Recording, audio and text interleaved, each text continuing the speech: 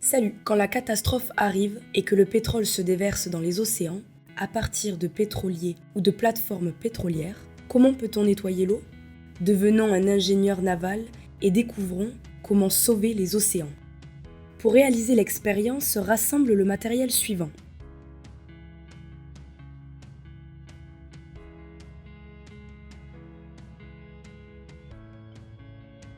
D'abord, prends une tasse d'huile et colore-la.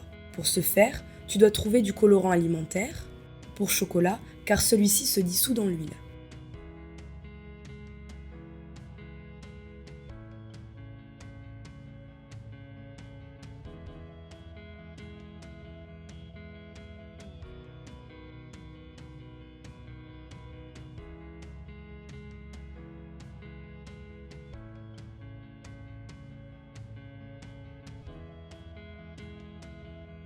Fais un test pour voir ce qui se produit quand tu mélanges de l'huile avec de l'eau.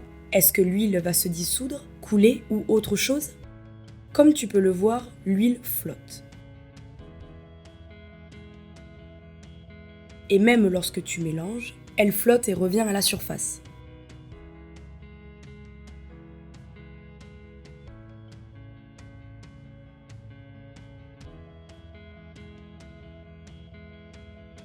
Si tu essaies d'enlever l'huile à l'aide d'une cuillère, tu verras qu'il restera toujours de l'huile dans l'eau, ce qui veut dire que cela se produit aussi dans l'océan, étant donné que le pétrole pollue l'environnement.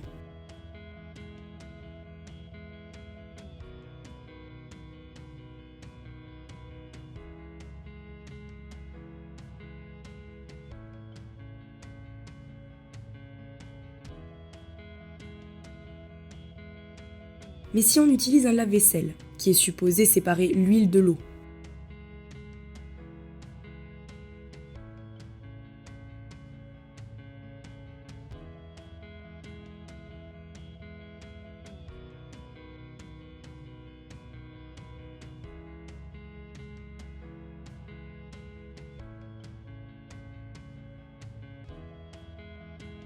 nous n'avons pas nettoyé l'océan, mais causé un plus grand dommage, en répandant l'huile dans l'eau. Ce qui veut dire que le lave-vaisselle est une mauvaise idée.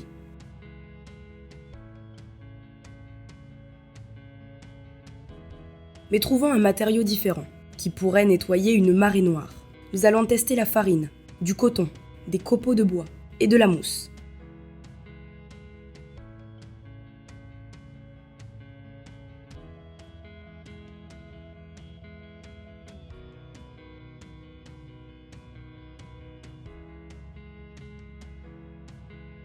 Dans les verres, verse autant d'eau que d'huile colorée, puis ajoute les différents matériaux pour le test.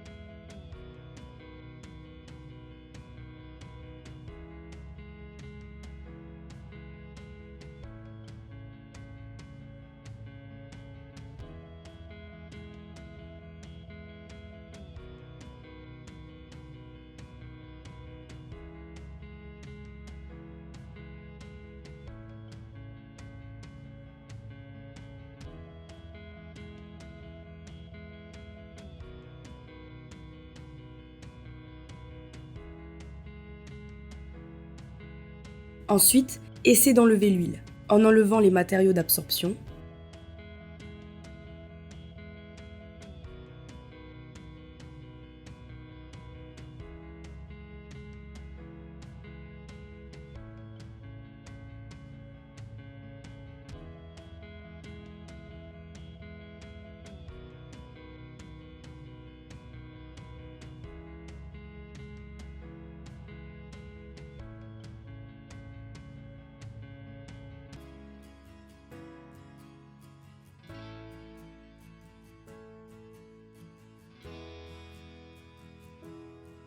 Quelles sont tes conclusions? La farine a créé la pagaille. Le coton a absorbé l'huile, mais pas en totalité. Les copeaux de bois ont empiré la situation. Et la mousse a été très efficace pour absorber l'huile.